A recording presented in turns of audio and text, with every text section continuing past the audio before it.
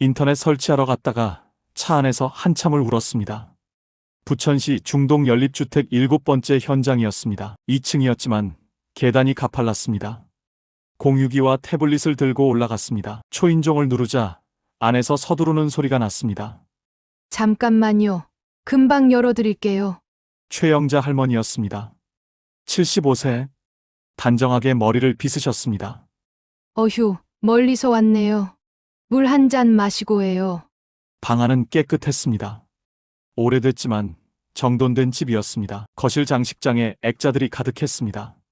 손주들 사진이었습니다. 인터넷은 왜 설치하시게 됐어요? 작업하면서 제가 물었습니다. 손주 얼굴 좀 보려고요. 카톡으로 영상통화 된다며? 그거 하려면 인터넷이 있어야 한다고 해서요. 할머니가 식탁 위 태블릿을 가리키셨습니다. 새 제품이었습니다. 이것도 어제 샀어요. 48만 원 주고. 공유기 설치가 끝났습니다. 할머니가 조심스럽게 물으셨습니다. 저기, 혹시 카톡 설치하는 것도 좀 도와줄 수 있어요? 그럼요. 당연하죠. 카카오톡을 깔았습니다. 영상통화 방법까지 알려드렸습니다. 여기 전화 모양 누르면 음성이고, 여기 카메라 모양 누르면 얼굴 보면서 통화돼요. 할머니는 메모지에 적으셨습니다. 손이 떨렸습니다. 그런데 손주들 카톡은 있으세요? 아직은 없는데 애들이 어린이날 지나면 연락 올 거예요. 그때 물어보려고요. 할머니가 웃으셨습니다. 작년 어린이날엔 연락 왔어요? 제가 무심코 물었습니다. 작년엔 못 받았어요. 딸애가 바빴나 봐요. 가슴이 먹먹했습니다. 손주가 몇 살이에요? 큰애가 10살, 작은애가 8살. 벌써 이렇게 컸어요. 마지막 본 게 3년 전인데 할머니는 액자 속 사진을 쓰다듬으셨습니다. 이제 영상통화로 자주 볼 수 있겠네요. 제가 억지로 밝게 말했습니다. 그러게요. 이번엔 연락 오겠지요? 작업을 마치고 나오는데 할머니가 현관까지 배웅하셨습니다. 고마워요. 덕분에 손주들 곧 보겠어요. 차에 타서 한참을 그 자리에 앉아 있었습니다. 백미러로 2층 창문이 보였습니다. 할머니가 태블릿을 한참을 들여다보고 계셨습니다. 그날 저녁 퇴근하고 집에 들어가자마자 아이를 안았습니다. 그리고 어머니께 전화를 걸었습니다. 우리가 너무 바쁘게 사는 동안 누군가는 전화 한 통만 기다리며 하루를 보냅니다. 오늘 부모님께 연락해 보시는 건 어떨까요? 그 연락이 누군가의 하루 전부일 수 있습니다. 영상이 좋았다면 구독, 좋아요 부탁드려요. 시어머니 칠순 잔칫날, 저는 새벽 5시부터 주방에 있었습니다. 경기도 용인의 한 한정식집. 아직 해가 뜨기 전부터 저는 주방장님과 메뉴를 점검하고 있었습니다. 시어머니께서 좋아하시는 갈비찜, 전복죽, 잡채. 손님 60명 분량을 3번 확인했지요. 오전 9시쯤이었습니다. 현관에서 목소리가 들렸습니다. 올케, 왜 이렇게 일찍 와? 남편의 여동생, 38배 저랑 동갑인 박민지 씨였습니다. 강남에서 필라테스 센터를 운영하는 분이지요. 검은색 셋업에 명품 가방을 든 모습이었습니다. 민지 씨, 오셨어요. 어머니, 대기실은 2층이에요. 그녀가 저를 위아래로 훑어봤습니다. 올케, 그 차림으로 손님 맞이할 거야? 순간 주변이 조용해졌습니다. 일찍 온 친척 몇 분이 우리를 보고 계셨지요. 저는 웃으며 대답했습니다. 아, 이따 갈아입을 옷은 준비돼 있어요. 그게 아니고, 민지 씨가 한 발짝 다가왔습니다. 오늘 같은 날 며느리가 주방에서 뭐 하는 거야? 손님 앞에 나서서 인사 받아야지. 음식은 업체가 알아서 하는 거잖아. 저는 잠시 말을 멈췄습니다. 설명해야 할지 말아야 할지 고민이 됐지요. 어머니께서 당뇨가 있으셔서요. 양념간 하나하나 제가 확인하고 싶었어요. 그래도 그렇지? 다른 사람들 보기엔 좀 이상하잖아. 민지 씨는 그렇게 말하고 2층으로 올라갔습니다. 11시가 되자 손님들이 몰려왔습니다. 저는 예복으로 갈아입고 입구에서 인사를 받았습니다. 그때였습니다. 민지 씨가 제 옆으로 왔습니다. 올케, 잠깐. 그녀가 제 손에 든 축의금 장부를 가리켰습니다. 그거 나한테 줘. 내가 받을게. 딸이 받는 게 맞잖아. 며느리가 돈 관리하면 나중에 말 나올 수도 있고. 주변의 친척 몇 분이 우리를 쳐다봤습니다. 저는 조용히 말했습니다. 어머니께서 저한테 맡기셨어요. 내가 걱정돼서 그래. 나중에 돈 액수 맞는지 확인하는 것도 일이잖아. 그 말에 저는 손이 멈췄습니다. 형님, 제가 뭐 잘못한 거 있나요? 제 목소리가 떨렸습니다. 저는 어머니 부탁받은 일 하는 것뿐인데요. 민지 씨가 입술을 깨물었습니다. 왜 그렇게 나와? 내가 뭐 나쁜 말 했어? 바로 그때 2층에서 시어머니가 내려오셨습니다. 한복을 곱게 차려입으신 모습이었지요. 민지야, 시어머니의 목소리는 낮았습니다. 너 지금 뭐 하는 거니? 엄마, 나는 그냥. 딸이 챙기지 못할 일, 며느리가 대신하고 있는 거야.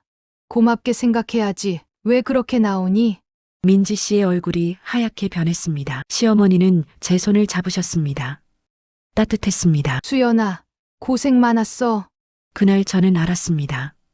누군가는 보고 있다는 것을요. 저희 시어머니가 잘하셨다고 생각하시면 좋아요 한번 눌러주세요. 4명이서 하자는 친구. 저는 42 강남에서 팀장으로 일합니다. 남편 강민호는 금융회사 이사입니다. 겉으로 보면 성공한 부부입니다. 하지만 우리는 말이 통하지 않습니다. 아침에 눈을 뜨면 남편은 이미 서재에 있습니다. 저녁에는 각자 방에서 시간을 보냅니다. 마지막으로 손을 잡은 게 언제였는지 기억나지 않습니다. 2024년 11월 어느 금요일이었습니다. 대학 동기 박지원이 전화했습니다. 수연아, 오늘 저녁 시간 돼? 청담동 와인바에서 만났습니다. 지원이 잔을 돌리며 말했습니다. 수연아, 우리 뭔가 해야 할 것 같아. 부부 친밀 워크숍이 있어. 같은 공간에서 각자 배우자와 시간을 보내는 거야. 동시에. 저는 와인을 삼키다 멈췄습니다. 그게 무슨 소리야? 같은 방에 4명이 관계를 가지는 거야. 자기 남편하고만. 미쳤어? 들어봐. 우리 부부들 다 죽어가잖아. 대화도 없고 스킨십은 더더욱 없고. 규칙이 있다고 했습니다. 첫째, 절대 배우자를 교체하지 않는다. 둘째, 불편하면 즉시 중단한다. 셋째, 외부에는 절대 비밀이다. 저는 할 말을 잃었습니다. 그날 밤 남편에게 말했습니다. 남편은 오랫동안 침묵했습니다. 수연아, 나도 우리 관계가 이대로 끝나는 건 싫어. 일주일 후 4명이 영상통화를 했습니다. 지원의 남편 최준혁 씨가 규칙을 정리했습니다. 장소는 양양 독채 펜션입니다. 양양으로 향하는 차 안에서 민호가 제 손을 잡았습니다. 몇 시간 뒤 펜션에 도착했습니다. 2층 넓은 방으로 올라갔습니다. 킹사이즈 침대 2개가 놓여 있었습니다. 조명은 은은했습니다. 시작하기 전에 확인하겠습니다. 준혁 씨가 말했습니다. 누구라도 정지라고 하면 즉시 멈춥니다. 각자 침대로 갔습니다. 민호가 제 손을 잡았습니다. 괜찮아? 천천히 하자. 옆 침대에서 작은 대화가 들렸습니다. 시간이 흘렀습니다. 민호가 제 이마에 입을 맞췄습니다. 수연아, 오늘 행복해. 나도. 다음 날 아침 창가에 섰습니다. 바다가 햇빛에 반짝였습니다. 서울로 돌아오고 민호의 모습이 달라졌습니다. 민호는 퇴근하면 저를 먼저 안았습니다. 저는 아침에 그의 머리를 쓰다듬었습니다. 작은 변화들이었습니다. 우리는 매달 만났습니다. 12번의 만남이 있었습니다. 수연아, 나 임신했어. 12년 만이야. 6개월 후 저도 임신했습니다. 민호가 저를 안아올렸습니다. 정말 고마워. 이후 그 모임은 그만두었지만 그 모임의 후회는 없었습니다. 아니, 오히려 좋았습니다. 각자 아이가 생겼으니까요. 민호가 말했습니다. 수연아, 3년 전 그 제안 받길 잘했지. 최고의 결정이었어. 지금 저는 행복합니다. 여러분, 이 모임 어떻게 생각하시나요? 남편의 욕구에서 벗어나던 날. 저는 올해 52 박수진입니다. 그날 새벽 3시 남편이 저를 흔들어 깨웠습니다. 여보, 일어나. 저는 피곤하다고 말했지만 소용없었습니다. 10분만. 30분 후 화장실에 앉아 있었습니다. 아랫배가 욱신거렸습니다. 속옷에 또 피가 묻어 있었습니다.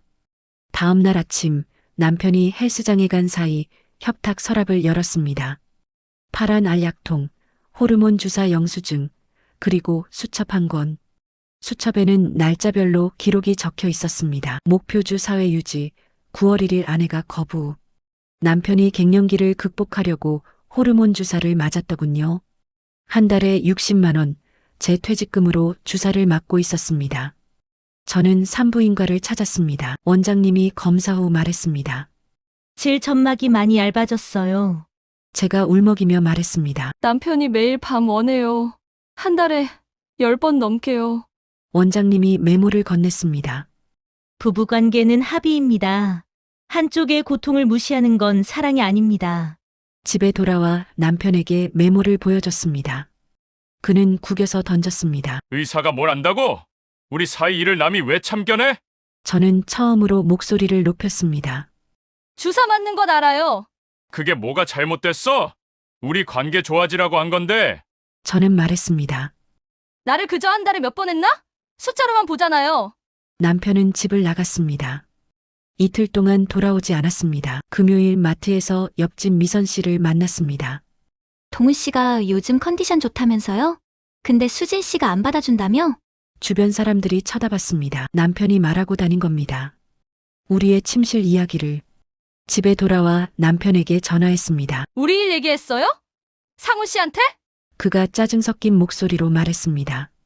남자들끼리 하는 얘기지. 당신이 날 이상하게 만들어 놓고. 그날 밤 저는 캐리어를 꺼냈습니다. 옷을 넣었습니다. 화장품, 약, 충전기. 손이 멈추지 않았습니다. 현관문을 열고 나갔습니다. 엘리베이터 거울에 비친 제 얼굴. 창백했지만 처음으로 제 발로 걸어나가는 모습이었습니다. 친구 혜진이 집 초인종을 눌렀습니다. 지연아, 왜 이래? 문이 열렸습니다. 저는 그제야 울었습니다. 나 집 나왔어. 이 이야기는 한 여자가 침실에서 탈출하기까지의 기록입니다.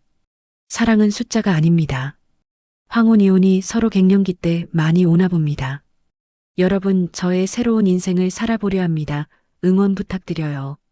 68배 사위를 경찰에 신고했습니다. 추석이 지나고 딸 미영이에게서 전화가 왔습니다. 엄마, 민준이 좀 봐줄 수 있어?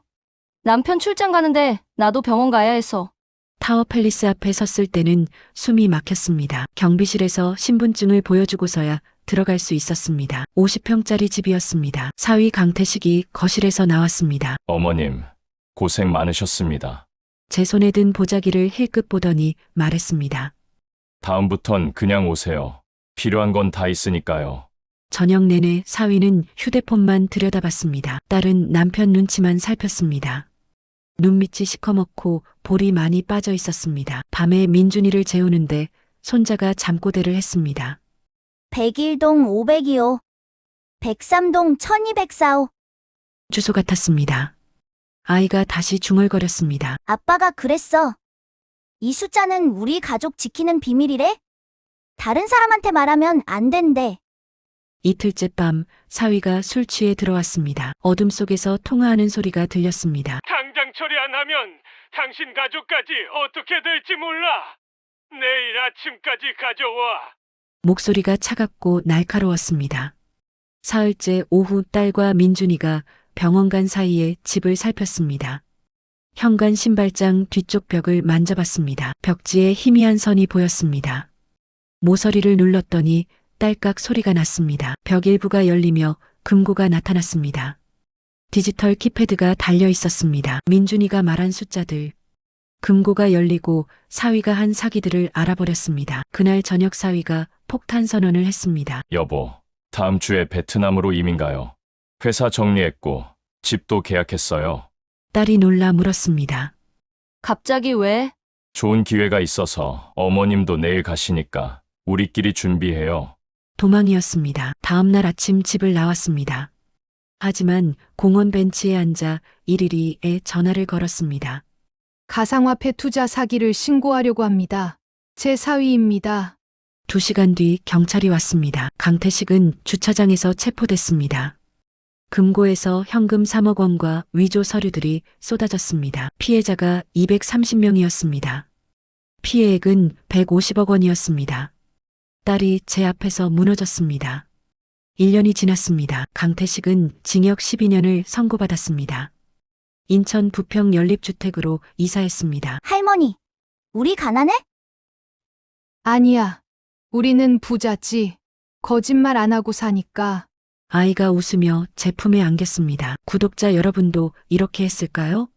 기분이 이상하긴 합니다. 제 손으로 사위를 신고했으니까요.